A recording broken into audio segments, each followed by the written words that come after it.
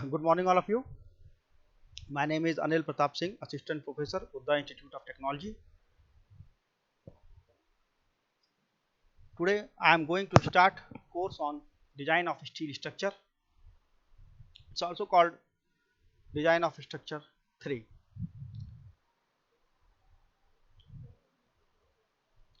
Video lecture number 1. Uh, video lecture 1 means we cover all the topic from model 1 in video lecture number 1. First, we select the pointer here now. Pointer option.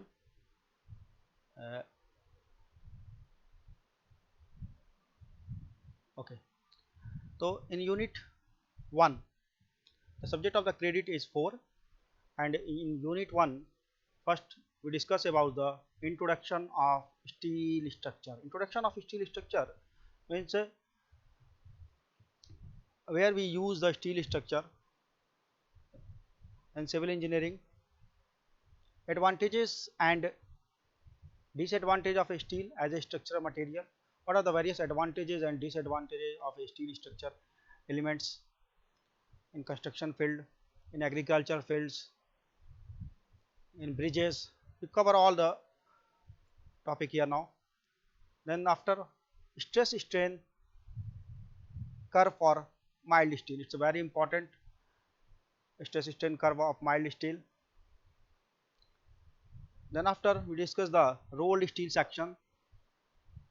Then after, convention for the member axis.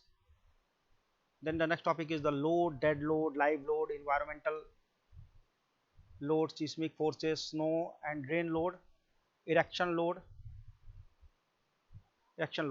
Actually, in this this part, the load, dead load, live load, these are the various load which affect the structure.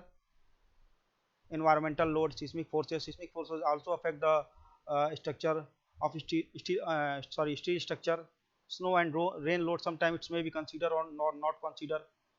So we are discuss about this basis for the design and design philosophy, local buckling of plate elements, and then after, introduction to limit state of strength and serviceability, and action probabilistic basis for design. This all topic will discuss in the, model 1.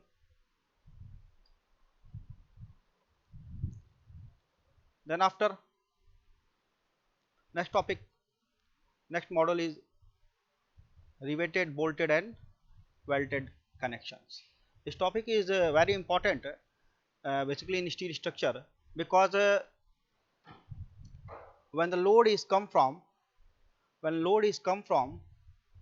beam to column, and then from column to foundations. Note this point: when load is come from beam to column and then column to foundation, connection play a very important role. So design of the riveted, bolted and welded connections is play a very crucial role in steel structure. So we discuss the introduction of riveted, bolted and pinned connections. Then after, what are the various pattern of the riveted joints. इसमें हम देखते हैं कि ये किस किस patterns में हम उसको अरेंज कर सकते हैं, किस तरह से हम उसको अरेंज करेंगे तो उसकी इफिशियंसी कितनी अफेक्टेड होगी, ये सारे पार्ट्स हम इसमें देखते हैं, पैटर्न्स ऑफ रिवेटेड जॉइंट्स में. Then after, bolted connections, types of the bolt, black bolt, HSFG bolt. Different types of the bolts are used in steel structure and their efficiency is also differ. So we'll discuss in that this part, types of bolt. Then after, types of bolted joints, load transfer mechanism. It's very important how the bolted connection are transfer the load. And then after, next is the failure of bolted joints, specification for bolted joints. Then after bearing type connections, prying action, it's a very important prying action.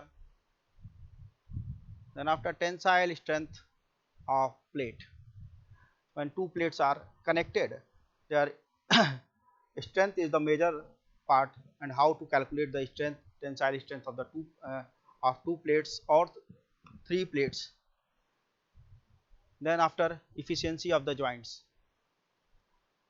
then next part is the efficiency of the joints.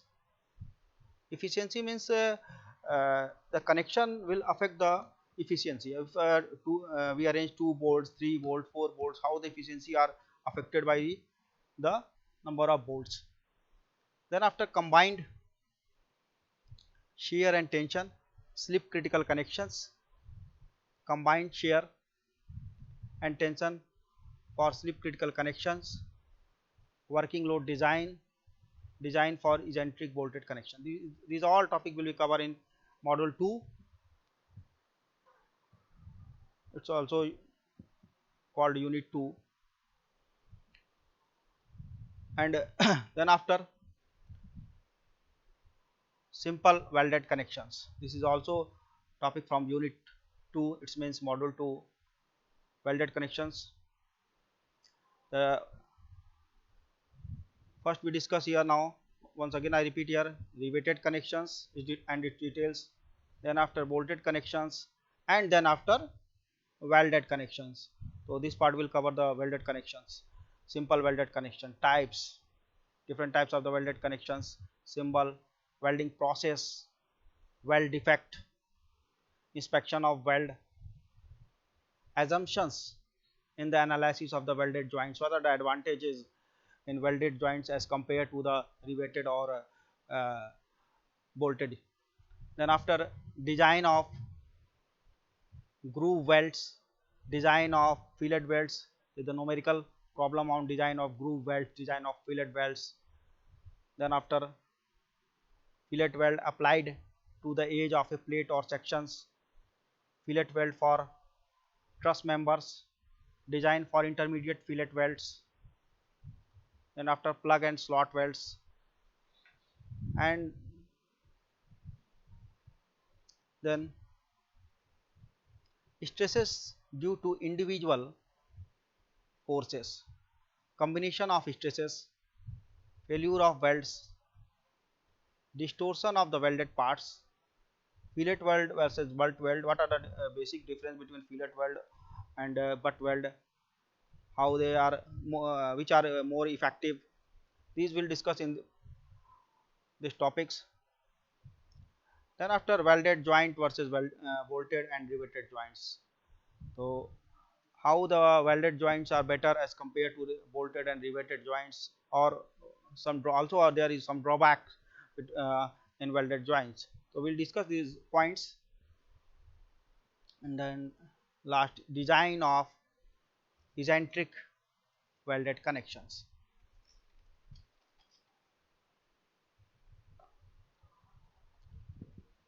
Then module 3, and that's a unit number 3. When the members are in tensile load, when the member are in tensile load, then the member are connected to tension members. So that's a here introduction to tension member. In this unit, the member are always under some tensile forces.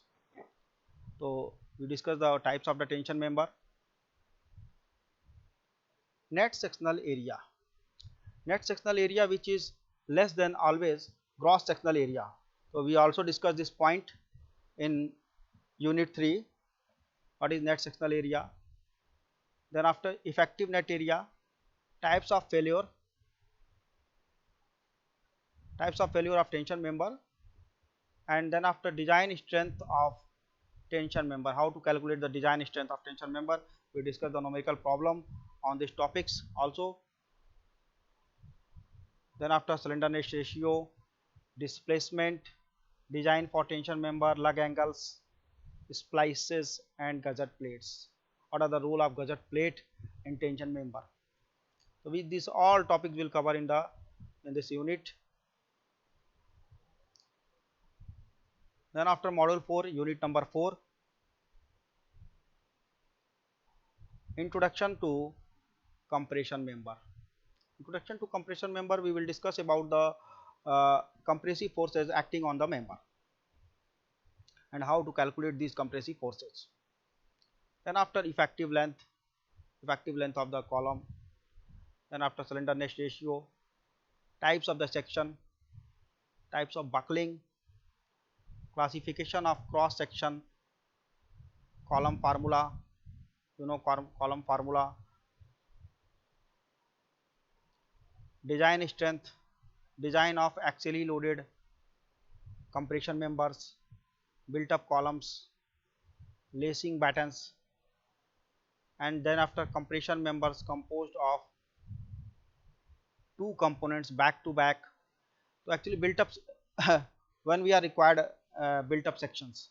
So built up sections when the compressive loads are more than what we are expecting here now, then we merge two sections and it's called built up column, and these are connected by using some lacing and battens.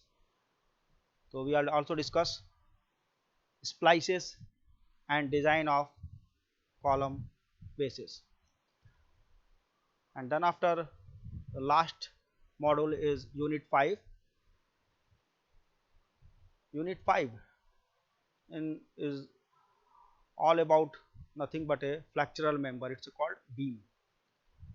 तो इस part में हम क्या करेंगे कि introduction to beam, types of the sections, behaviour of beam in fracture, section classification, lateral stability of beam, lateral torsional buckling, and then after bending strength of beam, how to calculate the bending strength of beam.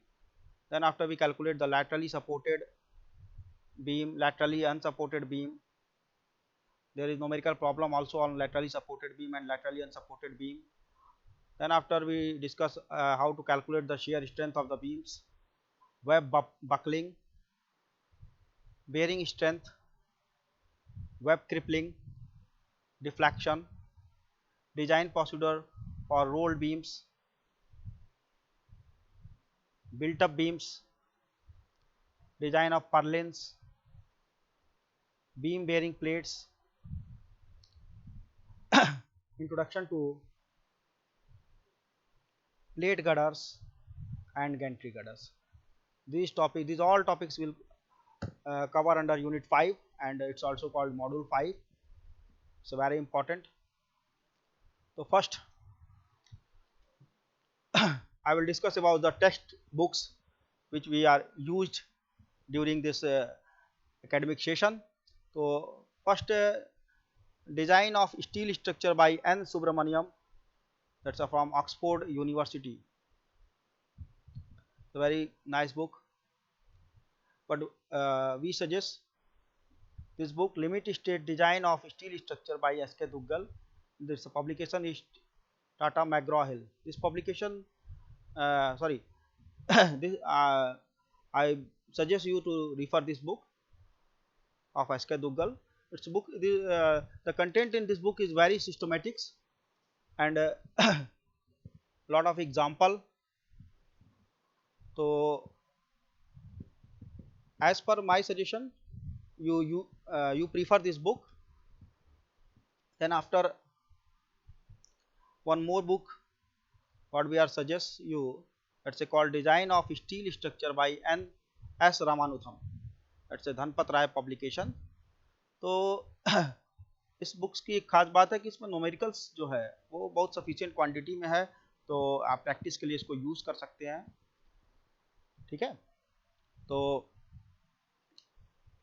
what we suggest, and another book, Design of Steel Structure by K.S. Sairam, that's a Pearson Educations. It's also a very nice book. Okay.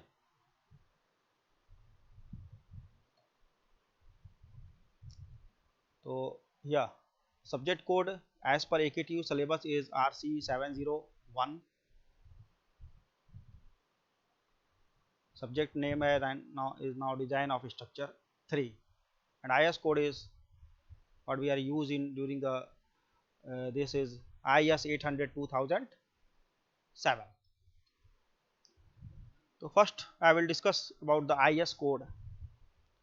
What is IS code? Codes are prepared on the basis of the past design, practice, experience based on the behavior of existing structure. तो जो भी हम जो भी पहले last जो structure बने होते हैं on the basis of past design, जो पहले जो भी स्ट्रक्चर डिजाइन हो चुके होते हैं, तो उनसे हम कुछ डाटा कलेक्ट करते हैं कि हमारा कैसा अनुभव रहा उनसे. Then after experience, that's a practice and experience, ठीक है, and behaviour of the existing structure. तो ड्यूरिंग द अर्थक्वेक और that similar activities whatever may be, तो the behaviour of the existing structure, वो स्ट्रक्चर कैसा behaviour show off करते हैं, इसके बारे में हम जो है हमें रेगुलरली स्टडी करते रहते हैं बाय यूजिंग सम रिसर्च और by using some data collections. तो IS कोड जो है वो हमारा एक प्रकार से इन सभी एक्सपीरियंस और डाटा जो भी हम कलेक्ट करते हैं उसको हम एक फॉर्मेट में यूज़ करते हैं in during the study, and this is very beneficial for it. Then after knowledge gained from failure and from research data. So already I told you that knowledge gained from failure, मतलब जब भी structure में कहाँ पे failure हुआ, जैसे कोई building थी और किसी समय अर्थक्वेक आया, तो अर्थक्वेक आने के बाद वहाँ पे कहाँ पे फेल्योर नोटिस किए गए, कभी बीम में फेल्योर होता है, कभी कॉलम में फेल्योर होता है, कभी स्लैब में फेल्योर होता है. तो उन सभी डाटा को हम कलेक्ट करते हैं और वो फेल्योर किस टाइप्स का हुआ इस पर हम एक रिसर्च करते हैं. तो वो इन सभी चीज़ों को हम रिसर्च करने के बाद IS कोड में इंटर करते हैं और ये हमेशा अपडेट होता रहता है. आप देखे होंगे कोई भी IS कोड है वो रेगुलरली के सर्टेन टाइम पीरियड के बाद जो है अपडेट होती रहती है, और there is some authority those who are doing this publications work. तो डिजाइन ऑफ स्टील स्ट्रक्चर में वर्किंग स्ट्रेस मेथड में जो था हम IS 8751987, that's called code for practice for design load for building and structure, इस IS code का हम लोग यूज करते थे, ठीक है. But in this subjects means, एक बार अब आपको मैं और बता दूं यहाँ पर, इस subject in this subject means design of structure 3. ये देखिए यहाँ पर डिजाइन ऑफ स्ट्रक्चर 3. तो डिजाइन ऑफ स्ट्रक्चर 3 हम जो है लिमिट स्टेट मेथड का यूज करके पढ़ेंगे, और इस सब्जेक्ट्स में जो हम IS कोड यूज करेंगे वो IS कोड है IS 800 2007, code for practice for design load for building and structure. तो आपको हमेशा इस IS कोड को यूज करना है. आप इसको मार्केट से भी परचेस कर सकते हैं, चाहें तो डाउनलोड कर सकते हैं, जैसे भी आप चाहें. तो इट्स वेरी बेनिफिशियल. बिना इस IS कोड के आप इस सब्जेक्ट्स को नहीं पढ़ सकते हैं, it's impossible. So please download this IS code और purchase it. And when I also suggest one steel table, that's called steel table. अगर आपको दिखाई दे रहा होगा, इस स्टील टेबल का वो भी आप परचेस कर लीजिए. हमने जो यूज़ किया है बहुत सारे पब्लिकेशंस का आता है, बट मेरे हिसाब से GK पब्लिकेशंस का स्टील टेबल आप यूज़ करें तो ये ज़्यादा बेहतर है, और मुझे लगता है काफ़ी सिस्टमेटिक वे में दिया हुआ है. That's GK publications.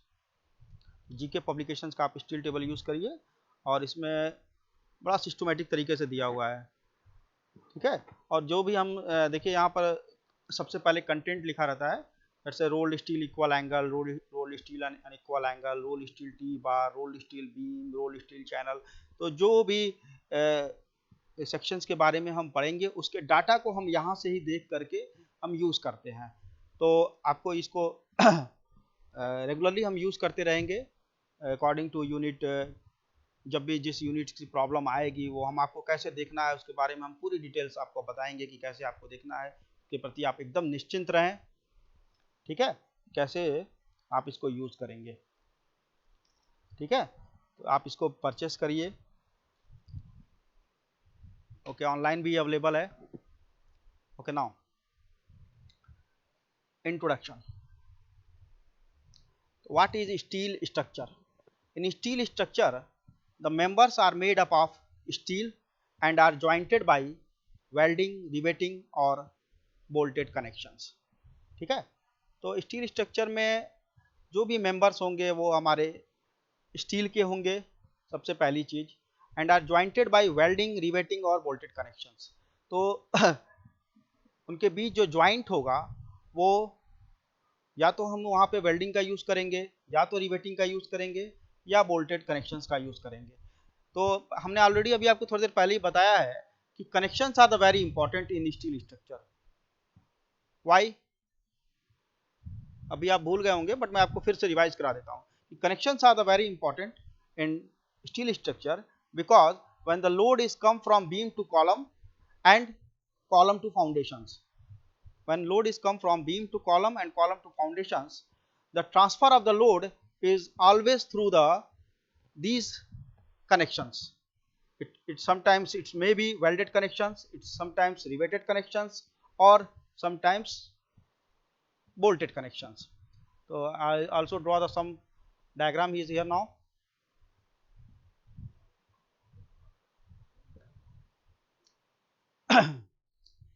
Then the difference between steel and concrete construction is the designer has more control over the shape of reinforced cement concrete element. तो कुछ लोग ये सोचते होंगे कि यार स्टील अच्छा है कि कंक्रीट अच्छा है, क्या फ़ायदा है क्या नुकसान है। तो इसके बारे में मैं आपको पहले बता दूं कि जब भी कंक्रीट कंस्ट्रक्शन की बात होती है तो जो भी डिज़ाइनर होते हैं या जो भी सिविल इंजीनियर्स होते हैं वो कंक्रीट कंस्ट्रक्शंस के ऊपर उनका कंट्रोल ज़्यादा बेहतर होता है as compare to steel structure की अगर हम बात करें। बट एक बहुत बड़ा एडवांटेज हमारा स्टील स्ट्रक्चर का ये है कि the main advantage of the steel structure are their smaller weight to strength ratio. ठीक है, तो अगर हमको कहीं पे ज़्यादा स्ट्रेंथ की ज़रूरत है और हमको ऐसा मेंबर यूज़ करना है जो जहाँ जो इसका वेट कम हो, यानी कि स्टील स्ट्रक्चर का क्या सबसे बड़ा एडवांटेज यही है कि आप जो है कम वेट का बीम कॉलम जो भी है यूज कर करके आप ज़्यादा स्ट्रेंथ को गेन कर सकते हैं वहाँ पर। इसीलिए आप देखे होंगे कि जो भी रेलवे के ब्रिजेस होते हैं या फिर जो हैवी स्ट्रक्चर्स होते हैं वहाँ पर हमेशा ही स्टील स्ट्रक्चर्स का ही यूज किया जाता है। तो it's also give a scrap value. तो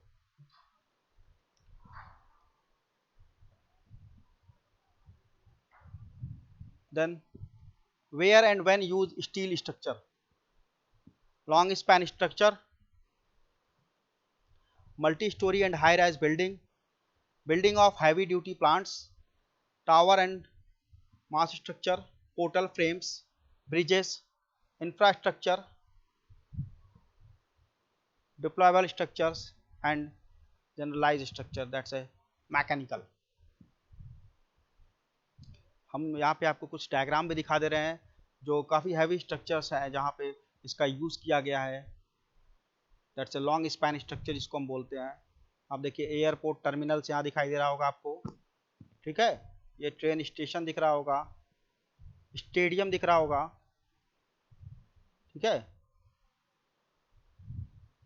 और यहाँ पे भी देखिए एग्जीबिशन सेंटर है। तो ये बहुत सारे वर्ल्ड वाइज बने हुए स्ट्रक्चर्स हैं जहाँ पे हम लॉन्ग स्पैन स्ट्रक्चर्स में स्टील स्ट्रक्चर का बहुत ज़्यादा यूज़ हुआ है।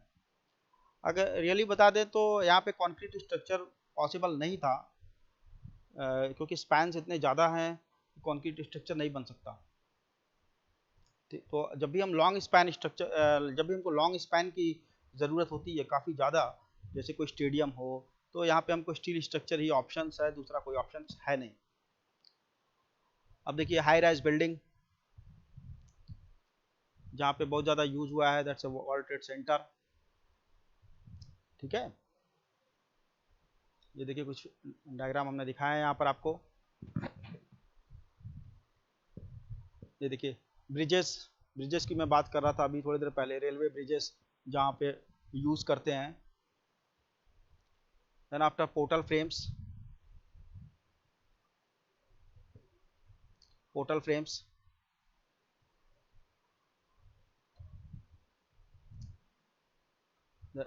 ये देखिए टीवी टावर, एफएल टावर, आपने नाम तो सुना ही होगा एफएल टावर का, टीवी टावर, एफएल टावर, ठीक है। उसके बाद आप देखिए जैसे जो भी हैवी ड्यूटी प्लांट्स होते हैं, जो फैक्ट्रीज होती है, वहाँ पे स्टील स्ट्रक्चर्स का ही हम यूज़ करते हैं, क्योंकि एक सबसे बड़ा एडवांटेज इसका है कि जैसे हैवी ड्यूटी प्लांट्स में वाइब्रेशंस काफ़ी होता है, ठीक है। तो ये वाइब्रेट स्टील स्ट्रक्चर जो है वो वाइब्रेशंस को बहुत बेहतर तरीके से रजिस्ट कर लेते हैं as compare to RCC structure. तो यहाँ पर काफ़ी ज़्यादा यूज़ होता है हैवी ड्यूटी प्लांट्स में, फैक्ट्रीज के अंदर। इंफ्रास्ट्रक्चर देखिए, इंफ्रास्ट्रक्चर लाइक डैम्स में भी हम कहीं कहीं पर स्टील स्ट्रक्चर्स का यूज़ करते हैं। गेट्स में आप देखे होंगे, गेट्स जो होते हैं डैम के गेट्स, स्पिलवे गेट्स, वहाँ पे बहुत ज़्यादा यूज़ होता है। Then after agricultural buildings, agricultural building में भी बहुत ज़्यादा यूज़ करते हैं हम। ये देखिए यहाँ पर शेड्स लगे रहते हैं। तो ये हम आपके नॉलेज के लिए दिखा रहे हैं कि कहाँ कहाँ पे हम स्टील स्ट्रक्चर का यूज़ करते हैं। ये देखिए,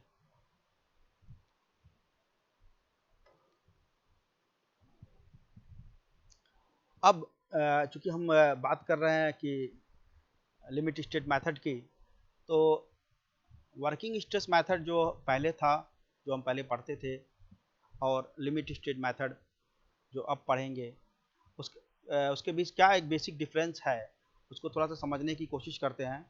तो चूंकि वर्किंग स्ट्रेस मेथड जो था एक ट्रेडिशनल मेथड है, ठीक है। मतलब ट्रेडिशनल का मतलब क्या बोलते हैं, ट्रेडिशनल मतलब जैसे पुराना, ट्रेडिशनल मेथड जैसे मतलब ओल्ड मेथड है, ठीक है। For designing steel structure is based on elastic theory, ठीक है। तो वो उसमें क्या था, इलास्टिक थ्योरी पे बेस्ड था। एंड कोड चूंकि हमने ऑलरेडी आपको बता दिया है कि the code use in the working stress method is IS 800-1984, ठीक है। तो ये पहले कोड हम यूज़ करते थे, लेकिन अभी हम ये कोड यूज़ नहीं करेंगे। अभी हम कौन सा करेंगे उसके बारे में भी हमने बताया है। अगर आप इसको याद कर लीजिए आप अच्छे से कि कौन सा कोड यूज़ कर रहे हैं, एक बार हम आपको दोबारा दिखा दे रहे हैं। दैट से IS 800 2007 का यूज़ करेंगे हम। इस चीज़ को आप अच्छे से लर्न कर लीजिए, क्योंकि इसी कोड की ज़रूरत हमको पड़ेगी।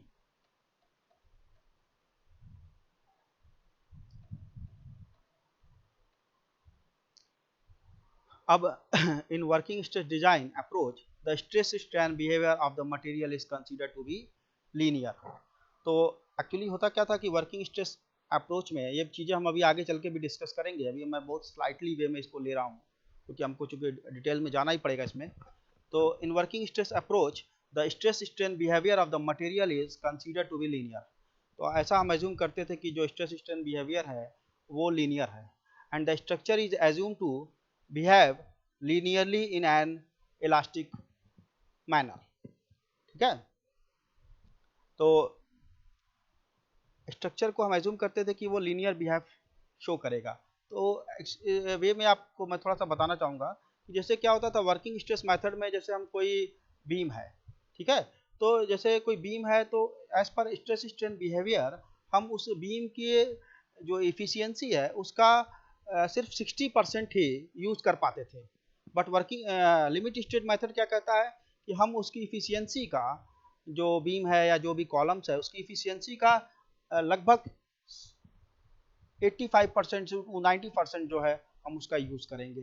तो वर्किंग लिमिट स्टेट मेथड क्या कह रहा है, हमको थोड़ा सा ज़्यादा ब्रॉड है, वहाँ पे स्पेस दे रहा है कि आप इसका और यूटिलाइजेशन करिए। लेकिन वर्किंग स्ट्रेस मेथड क्या कहता था कि आप बस इस चीज़ का हम इतना ही यूज़ कर सकते हैं। एग्जाम्पल के तौर पे मतलब जैसे कोई छोटी सी चीज़ है, जैसे ये इसके बारे में कि हम इसका एप्लीकेशन बस एक ही जगह कर सकते हैं, लेकिन हम लिमिट स्टेट क्या कहता है कि नहीं, हम आप इसका यहाँ भी इतना आप इस एक्सटेंट तक इसको यूज़ कर सकते हैं, आप इसका ज़्यादा यूज़ कर सकते हैं। तो ये बातें जो है लिमिट स्टेट मेथड में हम देखेंगे। Then after advantages of steel structure. तो एडवांटेजेस की बात करें अगर हम, तो सबसे पहले मैं पॉइंट आउट ही एक एक पॉइंट ही आपको बताता जाऊंगा कि पॉइंट वाइज आप समझ सकें कि क्या क्या चीज़ें हैं यहाँ पर, और are the advantage of steel structure. तो सबसे पहले देखेंगे lightness. The steel structure are very light in comparison to other structure such as concrete structure. तो चूंकि अभी हमने आपको अभी थोड़ी देर पहले इस बात को मैं डिस्कस कर ही रहा था कि जो जहाँ पर भी हमको हैवी लोड की ज़रूरत है और हमको ये कंडीशंस आ जाती है कि लोड ज़्यादा आ रहा है, छोटा कंपोनेंट्स यूज़ करना है, steel structure is the best option. तो देन इस टॉपिक्स को आप पॉइंट को आप नोट कर लीजिएगा। The steel structure are very light in comparison to other structure such as concrete structure. तो एज अगर हम आरसीसी स्ट्रक्चर की से कंपेयर करेंगे तो स्टील स्ट्रक्चर का वेट जो है वो कम होता है। तो सपोज दैट मानिए अगर हमको किसी जगह पे कोई बीम या कॉलम यूज़ करना है और वहाँ पे हमको दोनों में से ऑप्शंस है कि यार आरसीसी यूज़ करें कि कंक्रीट यूज़ करें, तो फिर बहुत सारे पॉइंट्स को हमको देखना पड़ता है। लेकिन अगर इस वे में अगर आप देखें कि लोड कैरिंग कैपेसिटीज़ की बात करें, इस कम ही स्पेस रिक्वायर करेगा स्टील स्ट्रक्चर और लोड को अच्छी तरह से कैरी कर सकता है, ये एडवांटेज है उसके पास। Then after high strength stiffness पर weight, the steel are very stiff and they possess a high strength to weight ratio. बहुत इंपॉर्टेंट पॉइंट है, इसको आप मैं अंडरलाइन करना चाहूँगा, high strength to weight ratio. High strength to weight ratio means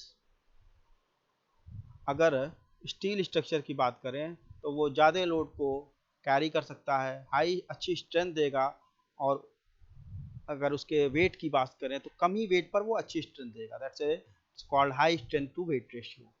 इस points को भी आप नोट कर लें। The steels are very stiff and possess high strength to weight ratio. Then after next point is easy of fabrications and mass productions. It is easy to fabricate a steel structure, so it is generally used for mass constructions. The steel members can be easily replaced, assembled and disassembled. तो ये देखिए बहुत ही बहुत बड़ा advantage है steel structure के साथ कि ईजिली हम उसको फैब्रिकेट कर सकते हैं, किसी भी फैक्ट्रीज में प्रोडक्शन कर सकते हैं मास कंस्ट्रक्शन के लिए। जैसे मानिए कहीं पर बहुत ज़्यादा रिक्वायरमेंट है और हमको वहाँ पर पॉसिबल नहीं है कि हम आरसीसी कंस्ट्रक्शन कर पाएँ, तो हम स्टील स्ट्रक्चर के साथ जाएंगे और स्टील स्ट्रक्चर हम बहुत कम दिनों के अंदर जो है जल्दी जल्दी, अभी आप सुने होंगे कि चाइना में 4 दिन में ही हॉस्पिटल बन गया या समथिंग लाइक दैट नाउ। तो it's easy to fabricate and mass production. Okay, then after easily replaced and assembled, easily replaced, assembled and disassembled। ठीक है, तो अगर हमको ज़रूरत लगती है कि हमको वहाँ से उस स्ट्रक्चर को रिप्लेस किया जाए या फिर दूसरा स्ट्रक्चर बनाया जाए, उसके डिज़ाइन में कुछ चेंजेस किया जाए, तो ये काफ़ी सूटेबल होता है वहाँ पर कि ईजिली रिप्लेस करना, असेंबल करना स्टील स्ट्रक्चर को। ठीक है, this topic is also same as fast and easy erection and installations. Uniformity, property of the steel do not change with as opposed to the concrete. ठीक है, uniformity देता है हमको। ठीक है, it will show the uniform behaviour throughout section. ये सब बहुत अच्छा एडवांटेज है उसका स्टील स्ट्रक्चर यूज़ करने का। जैसे कंक्रीट स्ट्रक्चर क्या है कि वो अलग अलग बिहेवियर शो करता है, उसके अंदर यूनिफॉर्मिटी नहीं मिल पाती है हमको।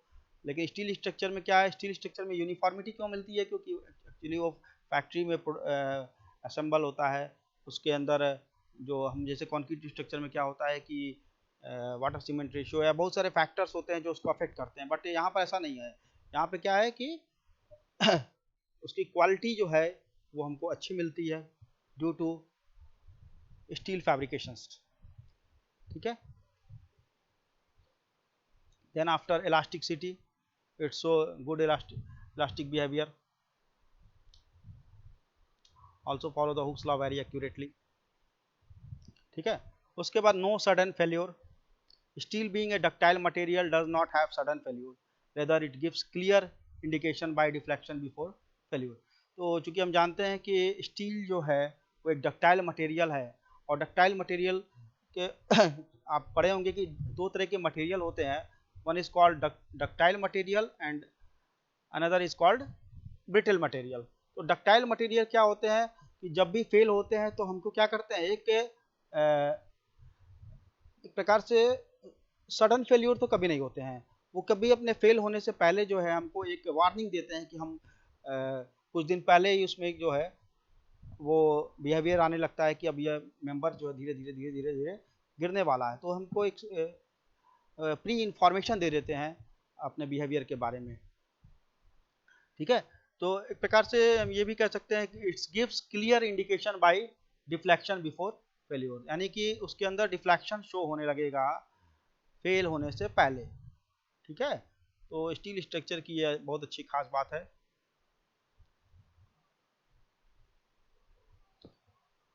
फॉर्म वर्क अननीडेड, तो जैसे हमको आरसीसी कंस्ट्रक्शन में फॉर्म वर्क जो है वो बहुत ज़्यादा लगता है, उसका कॉस्ट भी बहुत ज़्यादा आ जाता है, but in steel structure does not need any kind of form work. तो फॉर्म वर्क की अगर हम बात करें तो इसमें फॉर्म वर्क बहुत ही कम लगता है as compare to the RCC structure. तो ये बहुत बड़ा एडवांटेज है, फॉर्म वर्क का कॉस्ट आज के डेट में बहुत ज़्यादा आ रहा है, और फॉर्म वर्क मिलना भी थोड़ा मुश्किल हो जाता है, जैसे छोटे शहरों में जहाँ पर उतनी अच्छी फैसिलिटीज़ नहीं है। और तो ये बहुत बड़ा एडवांटेज है स्टील स्ट्रक्चर के साथ, आप कम इसमें जो है फॉर्म वर्क का रिक्वायरमेंट नहीं होता है उतना। एंड एडवांटेजेस में ये दो टॉपिक और मैं कवर करूंगा, termite proof and root proof. ठीक है, इसे टिम्बर्स है, इस प्रकार के में क्या होता है, unlike timber the steel does not gate corroded by the action of termite and it is pretty much resistant to rusting. It's a good quality steel is used, if good quality steel is used। तो चूंकि क्या है कि termite की problem जैसे wooden work में होती है, तो ये इसमें जो है सब बहुत बड़ा एडवांटेज है कि टर्माइट की प्रॉब्लम नहीं होती है। ठीक है ना, and the last point is here now economy in transportation and handling, because of being lightweight the steel structure are easy to transport and handling। तो जैसे हमको किसी साइट पर ले जाना है अपने सामान को, तो इसमें क्या है कि हम लाइट वेट होने की वजह से ट्रांसपोर्टेशन जो है काफ़ी इजीली कर सकते हैं हम। तो ये एक बहुत बड़ा एडवांटेज है अगर हम एज कम्पेयर टू आरसीसी की कंडीशन में क्या होता है कि ट्रांसपोर्टेशन तो पॉसिबल है नहीं, हमको साइट पे ही कंस्ट्रक्शन करना पड़ता है, जो भी बीम्स हैं कॉलम्स हैं, और कभी कभी वो साइट जो है जैसे रेलवे के ब्रिजेस होते हैं, कभी कभी हमको रिवर्स के साइड में ही कंस्ट्रक्शन करना होता है, तो काफ़ी टिपिकल हो जाता है वहाँ पर। तो okay, thank you. In the next video I will discuss about the disadvantage and continue from here